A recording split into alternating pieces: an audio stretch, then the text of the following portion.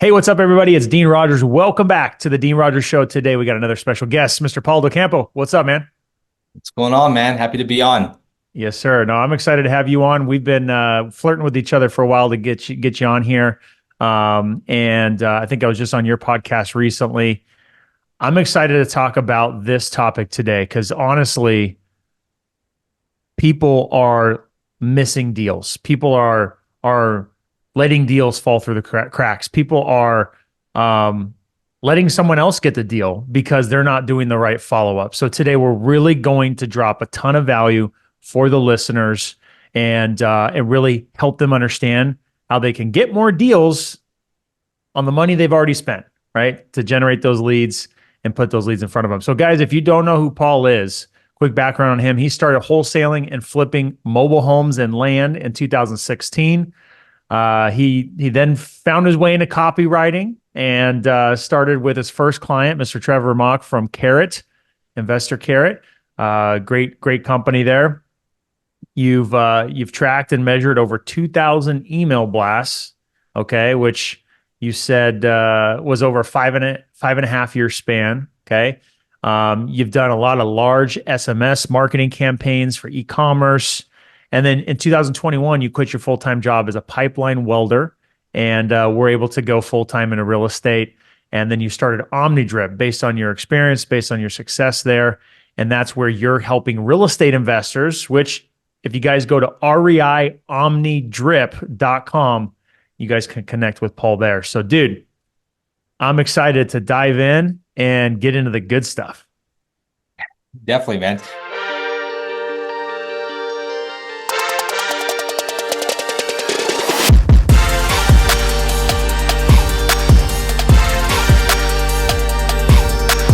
So yeah, a little correction there. It's probably my bio screwed up, but 2021 I jumped into freelancing actually. Oh, So okay. yeah, and it was more of I think a lot of people have this problem of juggling way too many things. Yep. And at the time I had passive income from some notes I've generated. I created via homes and empty lots. And so, but I wanted to quit. So it was like, okay, what's the fastest route? Okay, I've got some clients already. Let me just get some more. And then it was the fastest route. Next day, okay, I can quit. So that was my I guess pivot point is just getting into that. I've always been doing copy since then. Like probably 2017, 18 was probably my first client with Trevor. And then just learning. There's two types of copywriters in the world. There's the ones that are really great and heavy on the lead generation part of it. They create the packages and for the VSL letters and things like that. Hmm. That I never really ventured into much. It was more on the back side of things of converting people over, the emails and SMS side of things. Um, so yeah, I mean, I created OmniDrip probably 2 years ago where people were coming to me, investors were coming to me like, hey, I got drip sequences. It started off with that. Hey, I got some drip sequences. Can you do it? Okay, cool. Do that a little bit. Do that here and there. And then realize like this is a huge kind of problem because people are keep coming to me and then I look at what they've got and it's like, man, you've got like they say, oh, I have like 2,000 leads I haven't followed up with. I'm like, that's a big problem. Yeah. You have 2,000 leads that you paid for, or through your time or through your money that you paid for, and they're basically cold now. And you could Mm. have kept up, and then we scrape the list and find out, oh, man, like 20% of them sold already. Right. Right. Some retail, some off market, but either way, it sold to somebody else, not you. So that's a big problem. Is the gap where then all of a sudden now you have a pile of missing money, missing deals right there that you haven't touched in 6 months or a year, whatever it is. So then I went to work, created like this, and it's always improving, right? This stuff you don't just do it once and all of a sudden it's good. It's constantly improving, but created this system. I call it a system. I mean, people call it drip sequences, but I call it a system because we use mail, SMS, email, different types of tasks, like tasks for Loom videos, Oh, well. tasks to hang up, articles. We bring people back to the website. We send people to Google reviews, social media, whatever it is. Because what I know about a back end conversion. And what I know about conversion is that the majority of the people, it obviously takes time. We all know that it takes time to actually convert. There's nothing that we can say to actually motivate somebody to sell right then and there. You already know this, right? Yeah. So we were working on their timeline. So people will ask me, "Hey, what's the one message that's been working well?" I haven't found that. It's not like this one message. All of a sudden, oh my God, the hair's on fire and they want to sell right now. It doesn't do that. We're not like these type of sleazy salesmen at the door. Rather, it's the continuous and frequent showing up with value. And you can do this with automation, and making it look personalized too. Constantly showing up so that when it's their timeline, we're not relying on luck. Most of the time, people are relying on luck. They get off the phone with somebody, they tell them, "Oh yeah, I'm going to probably sell in 6 months from now." Okay, they set a manual task for 6 months from now. Well, Yeah. the whole 6 months, there's no community. You really think that person's going to remember who you are? They are Right. not. So it's having a system in place so we don't have to rely on luck. So that's the gist of it. That's the 10,000 foot view. But right now we got 24 different sequences that all fit a different event in the seller's life, the seller's pipeline. It's all fit for the pipeline of a seller. If it's a landlord that tells you, "Hey, the offer's too low," there's a place for them. If they tell you we're not too sure, there's a place for them. I even have sequences to when the deal closes, and you're a Resimpli user, right? Yep. So you can do this with Resimpli. It just takes a little bit of you got to do a little bit of a little trick to do it. But we have a sequence for after the deal closes, getting a review, testimonial, and referral from them after the fact, right? That's It's like something an we're actually really good at. Oh, okay, getting reviews. Perfect. Yeah. Yeah, that Yeah. should be part of everybody's process. Like Yes. somehow getting that in place. You should be like a review, testimonial, acquisition machine. That's what you should have on the back. That's the thing you should be quote selling on the back end, right? You're buying their house. Now let's go sell, getting a review. And then getting a referral too later down the road. Just it's like a simple like would you like fries with that question? It's just asking the question if they know anybody looking to That's sell. good. That's So something we're not doing. yeah. So I mean, it's easy. It doesn't hurt to do that. And you never know. Like out of 100 houses, you might have two that Yeah. actually do have somebody that want to And sell. that's So huge. That's huge. That could yeah, be tens of thousands of dollars. I love yeah. that. So you said something that stood out to me there. You said you have 24 different sequences. Um, that's a lot of different scenarios. And if someone didn't pick up on that, what Paul's saying is, depending upon the circumstance, that seller, they didn't say, "Send me a contract, let's sign a deal right now." They said X, Y, or Z. There's a certain thing that they said, right? Or they didn't say anything at all, and they stopped responding. There's Right? There's that too. that. Yeah. Yeah. There's Good point. that's plenty. That's plenty. A lot of people say that do or don't say it. So Yeah. uh, and so then what sequence do you put them into is the next question because a lot of people. I don't like the way I don't like this methodology, but a lot of people just shove them into a no contact. Like they stop, ghosted bucket. So everybody goes in that ghosted bucket. The problem with that is that you have landlords, vacant house leads, owner occupant. They have people that have gotten an offer, who haven't gotten an offer, who haven't been on an appointment, etc. So you have different pipelines along the way. So you can't leverage anything. All you can say is, "Are you still looking to sell your property?" Over and over Hmm. again. That you Hmm. just and that's what I see in a lot of people's systems or drip sequences is just a repeat of a direct question. "Hey, are you looking to sell?" That is 100% self-serving. It's not really a marketing message. It doesn't do anything for the other person. It's just asking the question. We do add those. Don't get me wrong, but we add other value pieces. There's a lot you can say.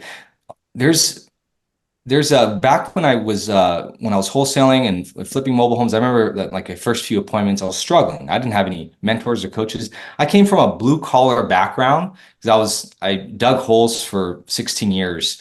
So and Crazy. then going into marketing and sales, like it's a huge learning curve. You don't know, I didn't know what the hell I was doing. A little So I bit was, of a difference in career type, right?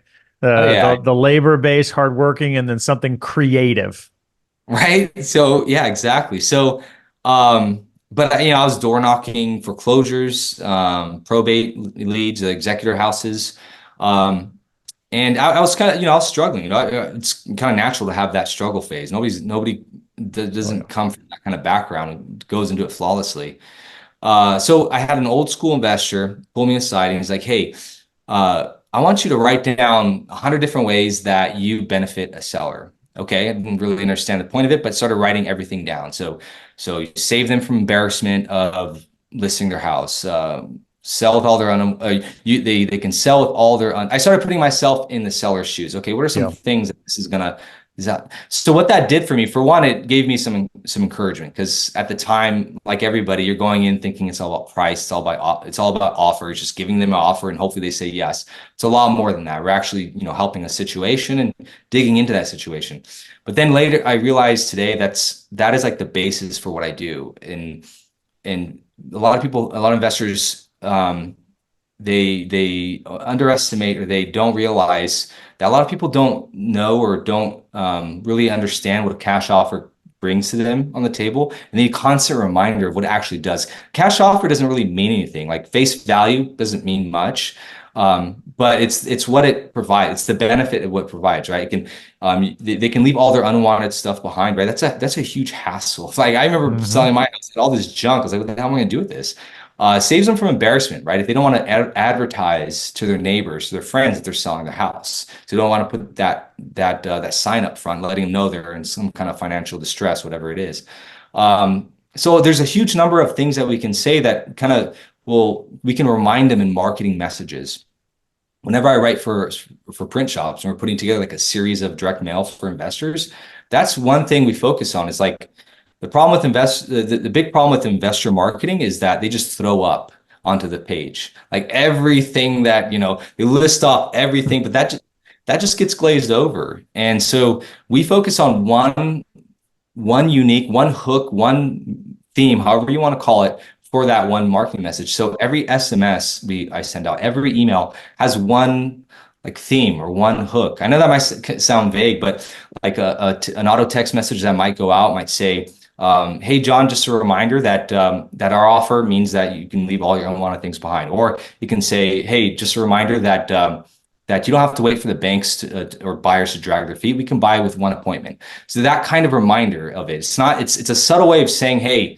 It's not really aggressively asking, "Hey, are you still interested in selling?" It's still asking it, but it's letting them know, "Hey, we're right here, and this is what we bring to the table." Mm, So that might be an example of a marketing message I that like that that. goes. Yeah. Yeah. Yeah. So, and it's all automated. So we don't have to keep setting manual tasks, keep setting manual tasks, keep setting manual tasks.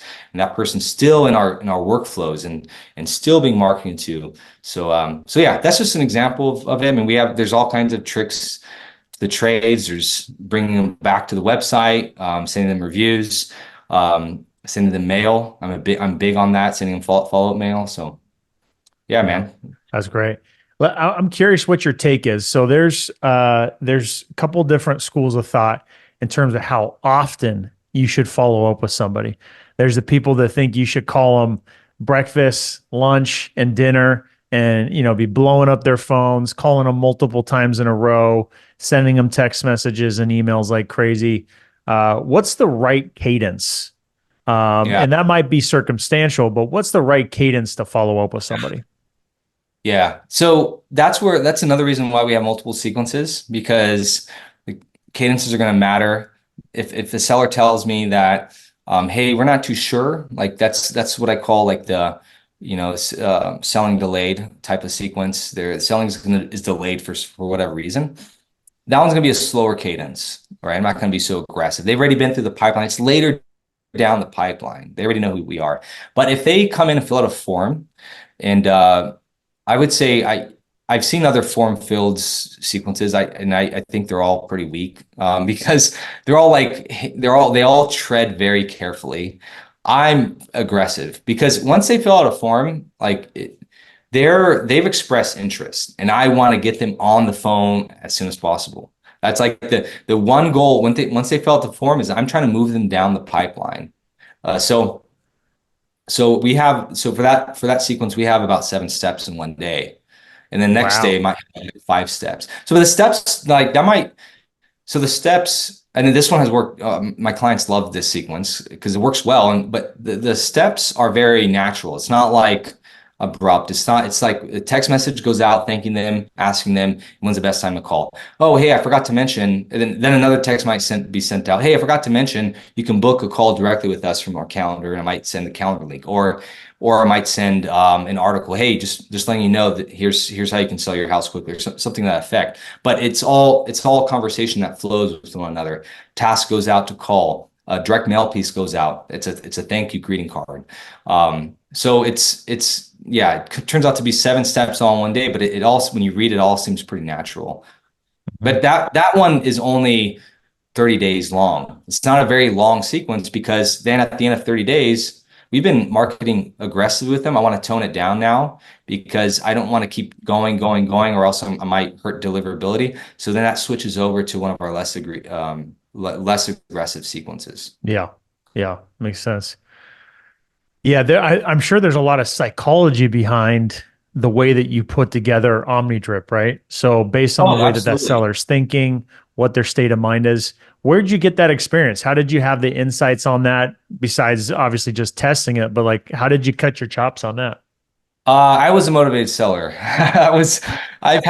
So I can say that, other than the fact of also, being face to face with sellers, door knocking, having that experience, cold calling myself. But I mean, I was a motivated seller. I know the feel. I remember not sleeping at night because I had a house I couldn't sell, couldn't sell my price point. And if I, and I kept just dropping and dropping, I knew now I'm getting to the point where I'm losing money. So, I've had those times, and so yeah, I think that's probably the best way.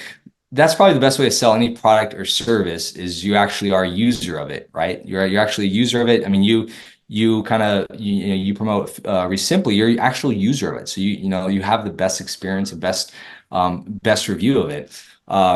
Same with selling. Well, we all sell something, and trying to buy houses, we're just trying to sell. We're trying to sell a service. We're trying to sell a service that packages it up into a cash offer. So anyway, that's probably my quick answer to where I got that. And then I've just been writing this market for a very long time. SEO, I rank my own websites. So yeah, just I'm the only one that's really stuck. A lot of copywriters, they'll jump into it and then they'll jump out because they realize there's no money in it. And so I just stuck around enough, wrote for different coaches, software vendors, and then created my own offer. It's just like, if I'm gonna stick around, I might as well make money in it and offer something that's actually valuable to investors and put together this product for them. So Yeah, that's cool. Well, so going back to some of your past, so spending time with Trevor at Carrot, what was that like? He was one of your first clients. What was that whole experience like?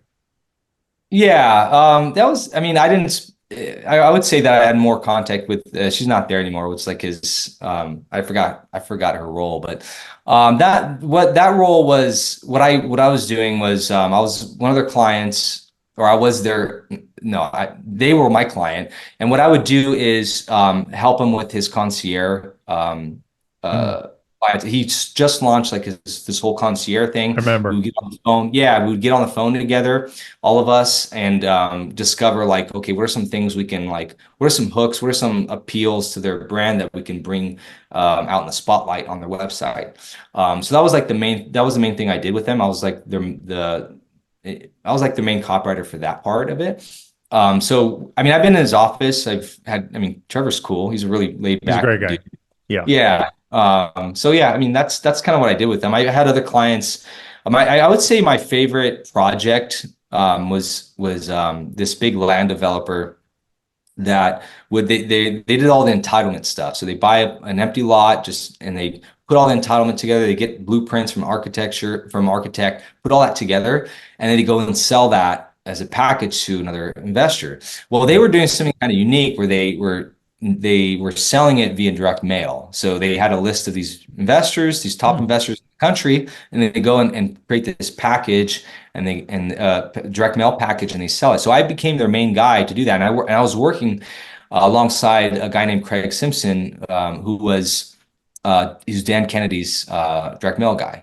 or was that they co-authored a book together. I don't know how much involvement they have together, but they co-authored a book, and that was pretty fun to just meet Craig Simpson, and then write those packages. And it was like these long direct response packages, 8 pages long, just selling this lot. Like these lots were in Vegas. Like it was like maybe not on the strip, but a block behind the strip, selling a hotel or development or a multifamily Yeah. 400 plus unit. Something in I remember Vallejo was one of them, right next to in the Bay Area. So we're selling some kind of big hotel development there, or multifamily unit there. So that was pretty fun putting that together. I don't know what happened to that company. They actually just like stopped. Craig and I fired them so because they took too long to mail our pieces, and it was too long in between projects to get paid. So we just left and went our own ways. But yeah, different little things like that. Writing for print shops, the main email copywriter for coaches and different vendors in the real estate world. Yeah. So yeah, That's super cool. yeah, So but go ahead.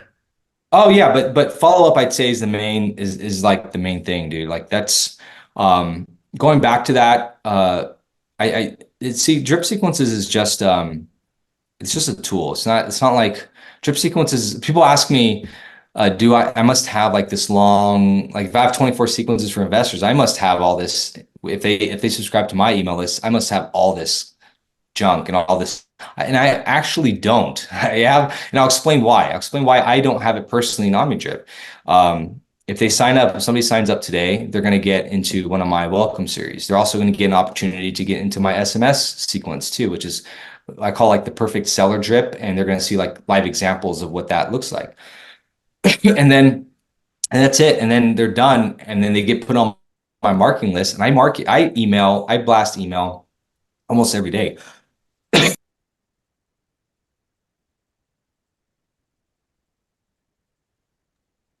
And so that is my follow-up. See, the point of the drip sequence is not the automation itself. The point of a drip sequence is frequent following up and showing up regularly, Yeah. right? So whether you use a drip sequence or what, it doesn't matter if you use a drip sequence or not. The point is, are you showing up regularly with that person with value too at the same time? So I've had this is important because everyone focuses on the hair on fire leads, and you should, the ones that need to sell yesterday. And those are important, you need to close those. But I've documented, and if they go, they can see some case studies if they subscribe to my email list. I've documented where we look at deals pulled from these drip sequences, and we look at how many touches. Some CRMs can record that. How many touches did we actually take? And I see 60, 70, 80, 100 touches before that person actually responds again. So, or actually, I should say before the deal is closed. So they respond and there's some touches in between, and finally the deal is closed. So the point is so if you're creating this system for following up, the next question is, if on average it takes this many touches, this many follow-up till they finally convert, it's like, well, what are you going to say that whole time? Are you going to keep saying, are you interested in selling, over and over again? Hey, just checking in. Are you still interested in selling? Things like that. So really, it's important if you're creating a follow-up sequence to be creative about what you're going to actually say, bringing up value, talking about what you do, bringing up the benefits, different call to actions, right? If they haven't gotten an offer, well, that's the first call to action. Hey, let's at least try our cash offer. So anyway, that's why I don't put everything in one bucket. Everything in one bucket, I can't say anything. I don't know if we got an offer. So what's the call to action? There is no call to action because we don't know what's next. So Yeah. anyway, That makes perfect sense. Hey guys, I hope you're enjoying the podcast. I wanted to take a moment to tell you about my coaching program and the community. Besides teaching you exactly what we're doing in our multiple 7-figure real estate investing business, we also have several group coaching calls a week, and I give you my personal cell phone so you can text me whenever you need help. Now, if you're ready to take things to the next level, click the link down below in the description to apply. Now let's get back to the podcast. Let's go. How are you dealing with things like, 10 DLC and new different types of regulation around text messaging and all that kind of stuff. Are you finding that to be an issue with following up with people? I find an issue depending on if people are using Twilio or not. It seems Twilio seems to be the issue right now at the time of this. Not to throw Twilio on blast, but so yeah, I mean, I'm familiar with it. The number one thing, they have to be approved, get approved, and it's not just registering. You have to wait. You actually have to get approved, and then it seems to be a time. What I've noticed is it seems to be a warming up phase where I've set it up with clients where they just literally got approved, and then it's like, well, nothing's being sent, nothing at all, and okay, and then 2 weeks later, all of a sudden, it opens up and things are being sent. So there is kind of like seems to be some kind of weird warm up phase before they can actually send out not blast messages, but even follow up drip messages. So one thing that we have removed since that happened back in October is we try to remove the word cash and things like that. But here's the thing. I've been doing this for a long time outside of real estate as well. And like if you subscribe to different e-commerce businesses, like say a clothing company like J Peterman is one. I'm subscribed and I get messages every single day from them, SMS messages every single day from them. And they have quote spam words, trigger words everybody talks about, but I get in my inbox. The spam words and the trigger words are like 20% the weight of getting something delivered. What the biggest component of getting SMS delivered is whether or not the carriers trust you or not. That's the biggest thing. So number one thing, cut out any cold texting with that number. You know, if you want to do cold texting, use a different number than your normal business number that you follow up with your actual sellers with. And then that's the same goes for email too. Don't be cold blasting with your main company domain, or else that's going to go down the toilet quick. So that's probably the number one thing you can do. Stop cold blasting with that phone number, and then start cutting out. I mean, then you can start worrying about the words like using like cash, maybe even property. Although I don't want to cut out property. We still have messages go through, regardless if it's property or not. But right now, it's a really weird. It's like the Wild West right now. There are messages being sent at certain times, and then for the same exact message for somebody else, it's not being sent. There's no like logic sometimes to it. So hopefully, I don't have a straight answer. Hopefully something gets resolved, or it's just the times right now. But Twilio seems to be like throwing wrenches into people's gears here. But that's my take on deliverability. Focus on having a trustworthy domain, trustworthy number first, and then start worrying about the content. Yeah. So, and I'm assuming all of the follow up, the Omni drip that you're doing is with leads, right? Leads that they've contacted you, you've contacted them, you've established a relationship. You're not text blasting a bunch of, brand new people you've never spoken to and hitting them with emails and texts. Most of them are people you're following up with. So, do you feel like that helps with deliverability, is the fact that you're just like newly in contact with them? And because it's one-off message being sent rather than a blast. See, that's like a warning for a lot of carriers. Like, oh, he's sending out 1,000 blasts right now. So to answer your question, yes, the OmniDrip is for leads that are in your system that they've acquired, or that you've already spoken to, right? This isn't cold lead generation. This isn't like figuring out if this is even a seller or not. Yeah, the one thing about deliverability is that the blasting of large amount of numbers, that's red flags for carriers. So that's a nice thing about drip sequences. It's just one off. It's just when it comes. It's not just sending to 500 people at a time. Yeah. Yeah, So, that makes a big difference. Now, I think you touched on it earlier, but I'm curious for myself and for others too. If you are in the position where you have a bunch of leads you haven't been following up with, what's your recommendation on trying to revive those leads, right? You have leads that have been in your CRM for 6 months, you haven't touched them. Do you throw them on a drip? Do you say, we missed out, let's focus on only the new ones? What's your take on that? yeah. So this is what I've been telling people. If you haven't touched them in like 6 months, so if it's been a lot last, and that's kind of hard to figure out. I get it. So some CRMs are better than others in figuring this out. But if you can't, and I'll give it a solution if you can't figure this out. But if it's less than 6 months, you can you just start cherry picking away at and if you don't have a ton, I mean, if you have like 500, maybe take 10 a day, and just pick out, okay, this is a good fit for this sequence, and just start throwing these into different sequences. That would be really nice for your deliverability rather than just tossing them into one blast. Okay.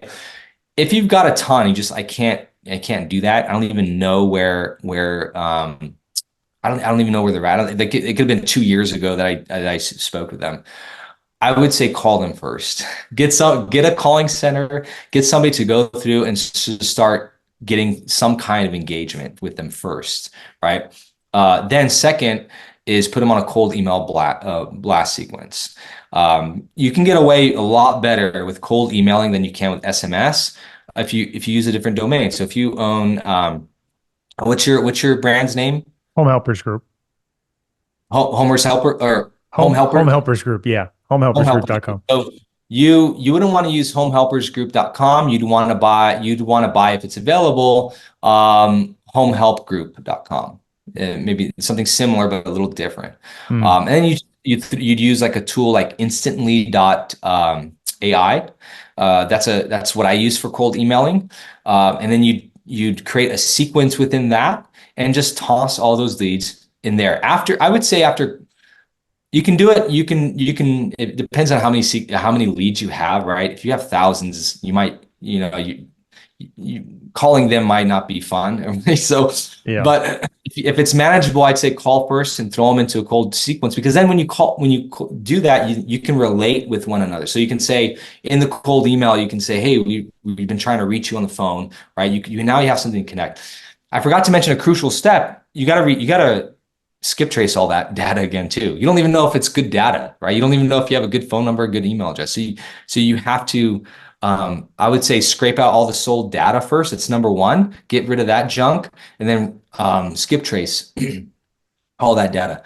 Again, I know this isn't like OmniDrip. I'm not like everyone's hoping that OmniDrip might solve that, but the last thing you want to do is just throw everybody into one sequence right now with your phone number and your email address, and all of a sudden now you can't get anything delivered after that.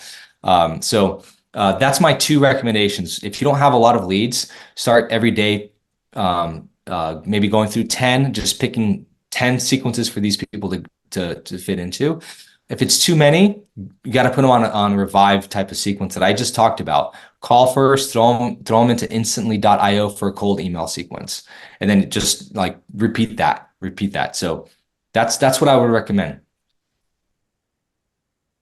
That's good to know. I mean, there's probably a very right way and a wrong way to approach reviving those leads. So I think that's helpful for people to kind of wrap their head around how to approach it, how to tackle it, because sadly, most people are probably not following up. I mean, we have drip campaigns on most of our leads, new and old, but still, like, there's probably some that are untouched as well, right? Or need a different approach rather than, are you still interested in selling, right?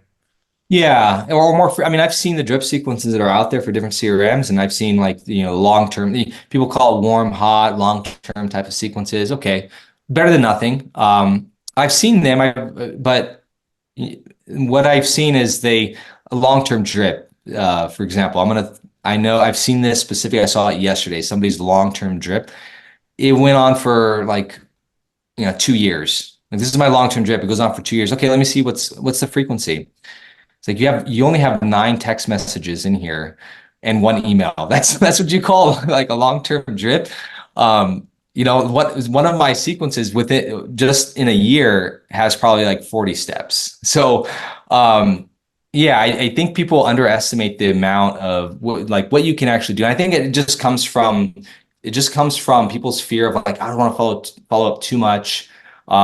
I don't want to. I'm going to change gears here. I'm going to shift gears here and talk about something that I learned about yesterday. I don't think Carrot has this or not, but there's a feature within your website where you can actually capture data, but like they fill out a form. They're filling out your form, but they don't hit submit. for whatever reason, and Right. they don't. They can. I guess now I didn't even know this. I should know this, but it can actually capture that data right then and there. It's like every 5 seconds, Gravity Forms. It's called Gravity Forms. Is capturing that data, and you can start following up with them. And and the reason why I'm bringing that up because I've talked to people who are like, well, I don't know about following up with them because that's kind of weird. They didn't really. I'm going to show up in their inbox and say, hey, are you looking to sell your property? You fill out our form. That sounds kind of weird. Well, I think what's worse is them selling to somebody else. Like I remember talking to a client and he went back to that data and he saw that like three of those people who fill out a form or didn't fill out the form end up selling the house to somebody else. And it's like, that pissed me off. So I don't care if like I sound weird. So tying back to the frequency, I don't care if I sound too aggressive or I sound like it's too much. The point of that's not the point of following up. It's not to earn, it's not really to be liked. It's to show up with value, be a company that they can trust, that we're here for them and coming with value and credibility. So one way, so people are afraid of like the unsubscribes, getting Yeah. spammed. Right. So that's a real thing. But here's the thing, you can't avoid that. So what you can't avoid that by not sending any messages. But I can still follow up with them if I'm following up with multiple mediums, right? So if I'm sending out an email that sends them back to my website, I'm now collecting that data. They're on my website now. If you have that pixel going on, I'm sending text message, I'm sending direct mail, I'm calling them as well. So those are four mechanisms of following up. If they unsubscribe for one, that's fine. I still have three other ways. So that's one way to help kind of alleviate the whole unsubscribe thing. The other way to alleviate the unsubscribe is just making sure you're not being an annoying pest. And a way to be an annoying pest is just continuously asking, are they interested in selling? If I'm just Right. showing up and giving them something a piece, like hey, check out like for instance, I have a sequence for if they're fixing the house themselves. That one is just value loaded. Hey, I'm just letting you know here, make sure you let your insurance know that you're going to work on the property. If there's any damage, they don't cover it. Things of that, like I call it tips campaign. And we're just sending out tips. That is far less likely to get an unsubscribe than somebody asking, how's the house going? Are you still selling? So anyway, that's my kind of 2 cents on unsubscribes and how to like walk the fine line of, is it too much? Is it too little? I'd rather be too much than too little, because the too little doesn't work. It just like they're gonna forget who you are. They're gonna sell with somebody else. So I'd rather do too much, but do it in a valuable way, and in different angles, in different mediums, so they remember me. So Yeah. I like that. So it sounds like OmniDrip not only helps with those follow-up sequences from text, email, direct mail, sending postcards, but there's also that other aspect of getting uh, getting strategic in how we're gonna reach out to some of that cold email, having it set up the right way rather than coming from your exact domain. Sounds like you also kind of go in there and help with maybe it's setting up the pixel so the people that are filling out a form but not submitting it. All those different aspects are what come together. Is that right? yeah, we can, yeah, definitely a pixel we can help with. I mean, we send I have a guy that quickly do it. It takes like 5 minutes. It's part of the package. But cold email, I would say that usually comes, our package is pretty custom, meaning if they ask for, hey, I'd like a sequence for this, we usually do it. And hey, I'd like to get cold email set up. Okay, here's the cold emailing sequence. I wouldn't say we set up like the technical part of it, like their Gmail, that means they have to get access to their G Suite and all that like that. Usually they have that set up. People usually really have a Gmail set up. But if anybody wants to get into cold emailing, usually when they come to me, they're not trying to do lead generation. They already have lead generation in place. Yeah. Um, so I just give them the warning, hey, make sure you're not cold blasting with this phone number or this domain. Um, so yeah, I mean I mean, does OmniDrip? That's the next question is like, who's it for? because you talked about lead generation. Everybody wants more leads. Everybody does. I mean, I get it. You need it. You need leads to fuel it. And different wholesalers at different stages, whether they need something like this. And I'll be straightforward if somebody doesn't need this. If they're brand new, still looking for a deal, I'm gonna say, you don't need this, dude. You need to start hitting the streets and getting more leads. But I will say that the one thing, the one aspect we didn't touch on that has been huge for myself, for my clients, is the time piece of it. So what I mean by that is you can, like, I touched on, you can follow up manually, or you can follow up with some automation. So you can start chasing a seller, setting a manual task, setting a manual task, setting a manual task. Um, or you can set them up into some sort of cohesive system. And the W2 workers that are investors, they love this part of it because it allows them to be following up in the background while they're doing their thing at their W2, while they're running the business, whatever it is. So that's the other component of it, is something that is working in the background 24/7 for them. So What's your take on the time of day? Does it matter what time of day? Morning, lunch, dinner, midnight? What's the best time of day to reach that's out? Does it matter? it probably does matter, but it's so like insignificant that, like, I don't know. I mean, unless you're doing like 500 leads per month or something, that's where you might want to consider that. But I don't. So what I'm saying is, I don't think it matters that much. But I'm sure there is. There is. I don't have the data. I don't have the data to say this is better, because you need hundreds, thousands of data to come to a conclusion. But I will say I haven't paid attention to it because most CRMs, I don't want to say most, but it's hard to gauge when some CRMs don't allow for that specific timing of I ask sequences. because Simply, another reason I love it, is you can actually set up your drip campaigns to start at an exact time. So you Okay. could say, hey, you know what? Start this drip campaign. I want it to start tomorrow at 12 p.m. I want to start at 12:37 p.m. Like whatever time you want, Yeah. whatever day you want, you can have it And do start. you use that timepiece? Do you guys use that like frequently? Like, how do you guys use it? I guess is I would have to my ask my team. I'm almost certain they just turn it on when they turn it on. So if it's 4:37 in the afternoon and they realize they want to put a drip campaign, they just probably choose the drip campaign and then boom, start it. Rather than saying, you know what, this person, and this is the way I think. I try to get really granular. strategic.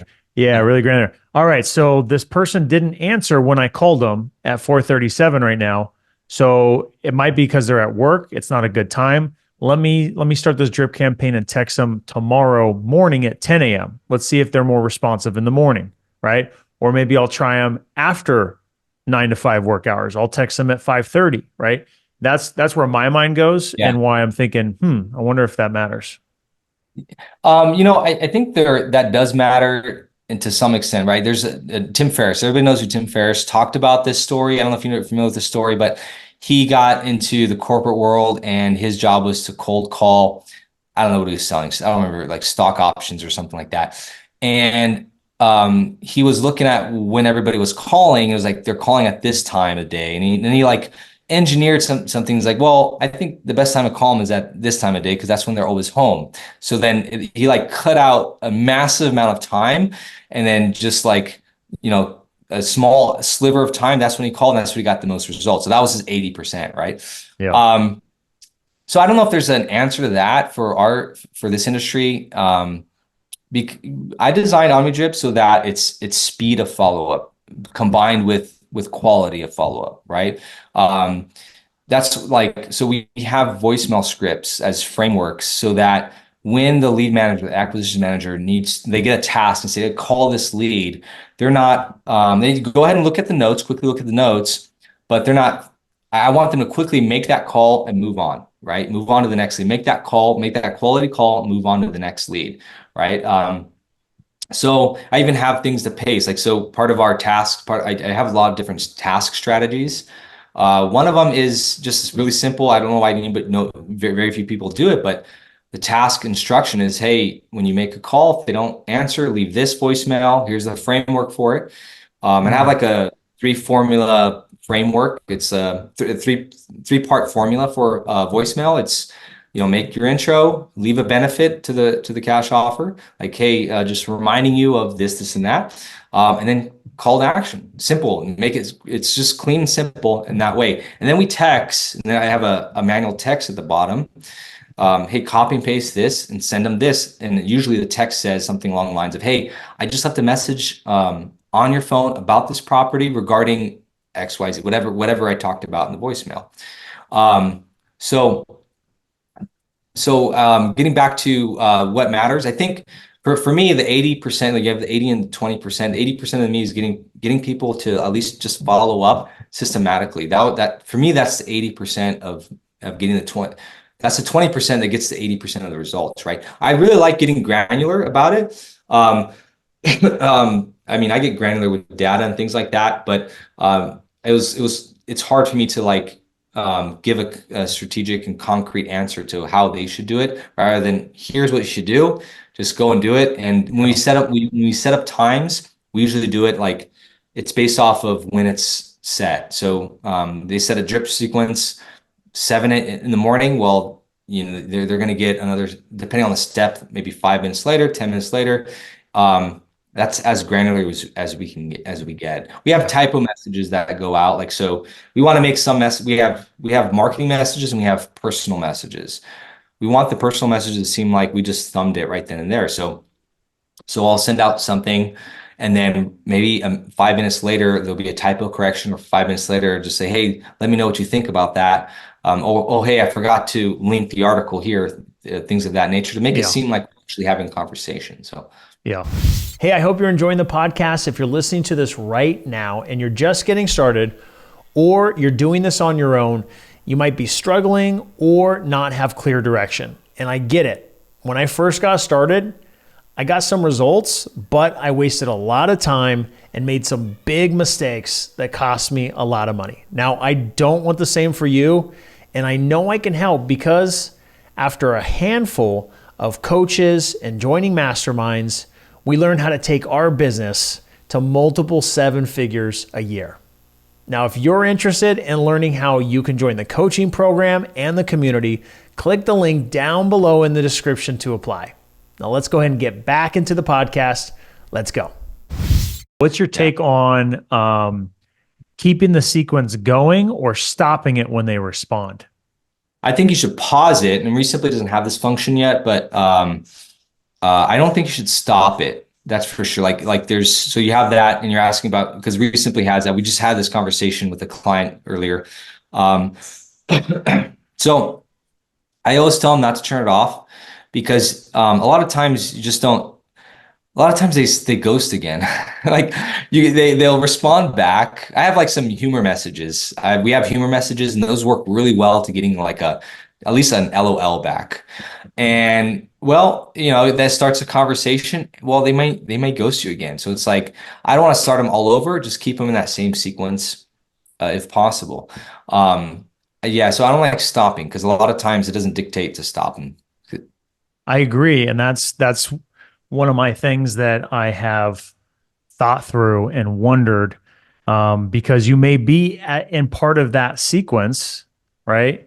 A certain step that has been building on itself. And if you were to get a call back, let's say they butt dialed you. Let's just use an extreme funny example. They butt dialed you by mistake.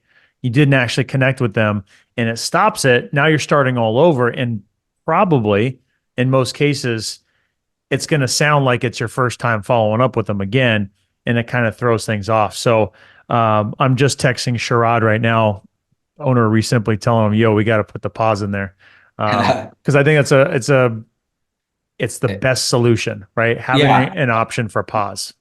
I think I've bugged him so much about different features to add into Resimply, because I'm in like 20 different CRMs. So I get to see the good, bad, and the ugly of everything. Well, feed me the So ideas. yeah. I'm on the advisory board, so I'll just keep plugging Oh, them. are you? Yeah. Okay, yeah. Yeah, well, I mean, I just got done sending a feature request to them about custom mail. So, um, so my clients like my mail approach, my direct mail approach. Well, one thing's for like, let me transition it into mail here. One thing I know for certain, the actual like handwritten notes, they like the actual ones that you write right there on your desk. Those work really well in getting some kind of response. So I'm big on follow-up mail after a lead comes in your system. I don't know why people don't do it. It's the cheapest way to, it's one of the, other than an email phone, but it's so much cheaper than lead generation. Like we spend $100, $200 on a brand new lead, but then people aren't willing to spend like $1 on that lead to Yeah. send them a piece of It's a good mail, point. right? My average cost per lead was $187 in 2023. So yeah, we're willing to spend the money for that lead, but then that lead is now ours. Maybe it's a net lead now. It's a net lead now. It's a seller lead. We know that. And we're not willing to spend just a little bit more, $1, $2. I averaged out how much my mail costs for each lead, and it's like $5 or $6. Like if you were to send multiple letters out to them. And so it's not a whole lot. And Dan, if anybody's a Dan Kennedy follower, I'm sure a lot of people are. He talks a lot. I mean, a lot of marketers talk about this, but everyone dumps a bunch of money in lead gen, but they spend very little money and time on their current customer list or their seller list. So with mail, what I do in an approach is, and I'm actually just going to start doing this a little bit more, is putting more tasks for handwritten notes. I'm going to give my clients instructions how to do it, if they want to do it, but and where it makes sense for sequence. So for example, if I tell you no, like you give me an offer and I say, you know what, Dean, I think that offer's a little too low. So and so gave me this offer. I think I'm going to go with them. Okay, great, awesome, cool. You put them in the sequence, and then the first thing that kicks off is a task for you go ahead and do a handwritten note. And that handwritten note goes out, or it's a greeting card. I have greeting cards and thank you cards. I say, hey, thank you for your time. I appreciate you at least giving us an opportunity to look at our offer. That has a huge amount of impact. Whether or not, like, if they go with another person, that's fine. But if things fall through the cracks, like with that other person they signed with, right? The amount of impact that you've just communicated with them versus the other wholesaler who just sends SMS drips every once in a while. While there's you sending a greeting card, a thank you card for, appreciating them and opening the door to them and giving them their trust to you. He has a huge amount of impact. I use it. I've used it for land flipping, thank you cards. I use it today. It has a huge impact on both sides. When people send me thank you cards, when I send them thank you cards. So that's the kind of approach I do. The other approaches are more like pattern interrupt postcards. Like if they fill out a form and they haven't reached out in like 30 days, they haven't responded in 30 days, they've ghosted us for 30 days. I'm sending one of my postcards are like a pattern interrupt. It has like a dog and it says what in the world just happened, and it goes on to the copy about, hey, dude, you filled out our form and we never connected. Let's connect, get a cash offer in your hands. That type of language. So my clients really like that. That gets good response. So anyway, bottom line is adding that follow-up mail piece. I think it's so easy to do. Recently doesn't have that yet, but they will hopefully, because that's a feature request I sent their way. The customizing the mail pieces Yes. you're saying? Yeah, because right now you can do two options for mail, right? You can pick, it's only two, it's like really generic mail. It's like, hey, I still want to buy our house type of thing. But if I wanted to send something that, that is a little more customized, so I want to send like a greeting card type of thing. Well, then he doesn't have that option. So I can plug in a webhook link. It's called, and I'm getting too technical, but you can plug that in and You're speaking my language. Oh, you know this thing. Oh Okay, yeah. cool. Yeah, you're getting me excited. Keep going. Yes, there Webhooks. we go. Webhooks. Yeah. Webhooks get me excited, man. Don't don't Yeah. don't talk too much about them. No, You get me too yeah. excited. Don't start talking about APIs. We might have, Oh yeah, no, no. not APIs. Yes. Yeah, gosh. We're gonna have to clean up the camera after this. Uh, no, yeah, so I house everything right now with Print Genie. They're the only ones I found right now. I mean, there's some other companies, but they're really expensive to use. I can, with their webhooks, I can design some mailers right inside of their platform. I design it, and then it gives me a webhook for that one mailer. and then we plug it in. And then as the lead is trucking along through your drip sequence and it goes that step, that webhook's going to trigger off, send information to Print Genie. They're going to print it out and send that one mailer. For every client we get, we test everything. That's one of the things we test to make sure it's coming through. And every single time I see that one postcard coming through with my client's information and all that. Can So you do that with Resimply as well? not yet. That's the feature Okay. request I sent to Sherrod. Okay. Uh, it'd be really cool because I have a lot of Resimply clients. I'd say about 60-70% of them are Resimply users. And I don't know if that's just because a lot of people use Resimply. It's just kind of the nature of my circle of influence. But yeah, that would be cool if they can get that going. It'd I be know that huge. they have their mail integrated with Ballpoint Marketing. So I'll have to circle in Ryan Dossey with that too and see what their capabilities are. Um, see what we can make happen. One-off, from what I understand, one-off mailers I think is not possible to do yet with like a handwritten, one-off handwritten mailer, with their machines or any Yeah. machine for that matter. Because I checked with them too to see if we can do that. But right now it's not possible with the technology that's in the world right now. They just can't do it. So it's only just blast mails of just one at a time, which is not like the workaround for this, like for if you would still want to do follow-up mail and you're like, I want to use the handwritten component, I really like that. Cool. Then every month, just take the list of, I don't know how easy it is to pull with Resimply, but you can pull a list, send that over of all the leads that maybe ghosted you, whatever it is, the 30-day leads that haven't spoken with you, toss them. If you know that they do have a Ballpoint has a minimum though. So they have the one-off card that you can do. It's kind of generic card, but you can load it up and send it that way. So that's one way to do it. But yeah, I'm a big fan of mail. So Yeah. I've been doing mail since I got started. Um, I'll admit I'm not the best at taking my leads I already have, already paid for, and following up with mail.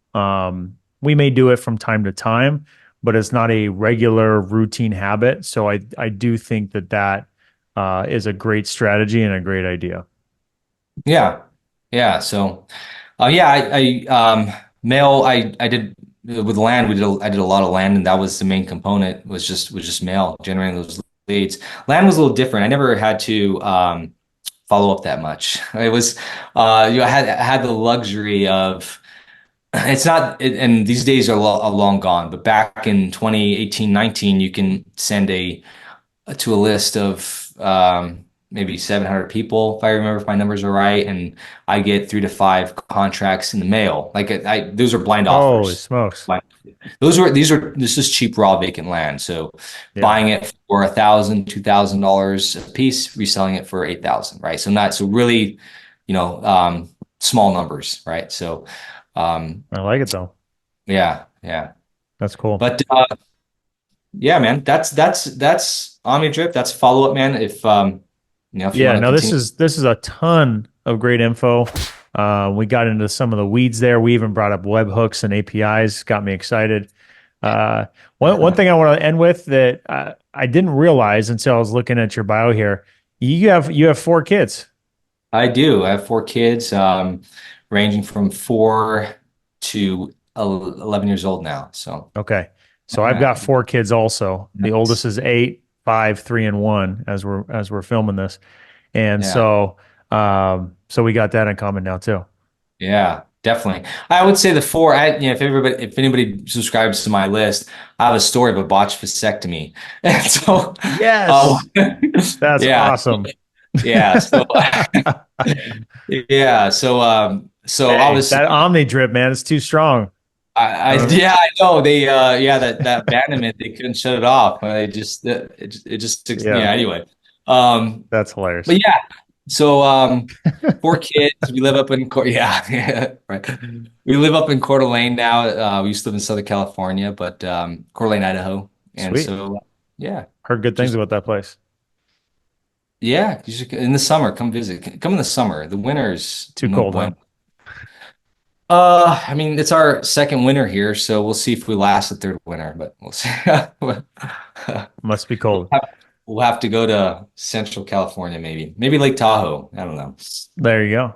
There you go. Well, cool, dude. Paul, it's been so good to have you on. Guys, if you want to find out more about OmniDrip, go to reiomnidrip.com. Connect with Paul and ton of value today. Appreciate having you on, man. Yeah, it was a load of value, probably too much with all the tech stuff but yeah, if anybody wants to go on, they can go on my website and you can get actual samples. You can reach out to me. I can look at whatever you got. If you have any questions about CRMs, I can help you with that. But yeah, I have a ton of value there. If you subscribe, I'll give you a demo and some samples that we do. Awesome. Well, cool. All right, man. All right, Take guys. Until care. next time. Peace.